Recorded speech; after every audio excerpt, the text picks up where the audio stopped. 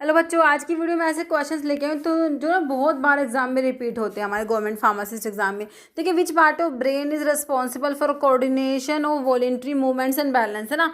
तो इसके लिए हमारे ब्रेन का कौन सा पार्ट रिस्पॉन्सिबल होता है, तो ये हमारा सेरिबैलम होता है ना, जो बैलेंस के लिए रिस्पॉन्सिबल है और वॉलेंट्री मूवमेंट्स के कोऑर्डिनेशन के लिए, तो ये सेरिबैलम होता है। ओके, बाकी सेरिब्रम लार्जेस्ट पार्ट है ब्रेन का, मेडुला में सारे vital centre, cardiovascular, respiratory centre, ऐसे क्वेश्चन बनता है। Okay, primary site for absorption of जो मोस्टली ड्रग एब्जॉर्ब होती है ना, तो कह रहे primary site for absorption of most orally administered drug. तो प्राइमरी साइट जो होती है ड्रग के एब्जॉर्प्शन के लिए, वो जो ड्रग का एब्जॉर्प्शन होता है मेनली हमारी स्मॉल इंटेस्टाइन में होता है। ओके, तो प्राइमरी साइट ड्रग के एब्जॉर्प्शन के लिए क्या हो जाएगा, स्मॉल इंटेस्टाइन। फिर कह रहे which blood vessel carries oxygenated blood को लेके जाती है हार्ट से लंग्स से हार्ट के पास, है ना।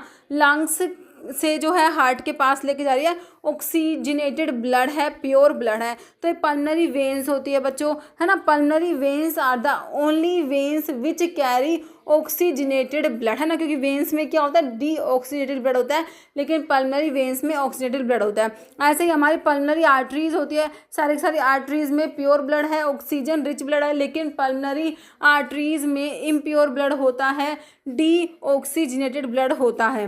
ओके, तो ये याद रखना, क्वेश्चन कई बार ही बनता है हमारे एग्जाम में। तो which blood vessel carries oxygenated blood from lungs से हार्ट के पास लेके जाएगी, वो है हमारी पल्मनरी वेन्स होती है।